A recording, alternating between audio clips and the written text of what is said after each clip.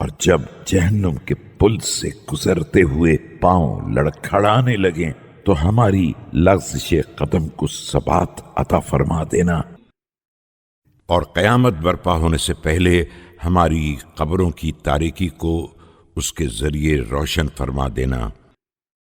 اور ہمیں قیامت کے دن کے ہر کرب اور روز حشر کے تمام ہولناک ترین منازل سے اسی قرآن کے ذریعے نجات دے دینا، اور اس کی برکت سے اس دن ہمارے چہروں کو روشن بنا دینا جب سارے چہرے سیاہ ہو رہے ہوں، جو حسرت و ندامت کا دن ہوگا، اور ہمارے لیے مومنین کے دل میں محبت قرار دے دے اور ہماری زندگی کو ناخوشگوار نہ بنا دینا۔ خدایا حضرت محمد صلی اللہ علیہ وآلہ وسلم پر رحمت نازل فرما،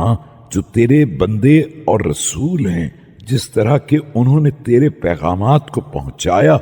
تیرے امر کا برملا اظہار کیا اور تیرے بندوں کو نصیحت کی۔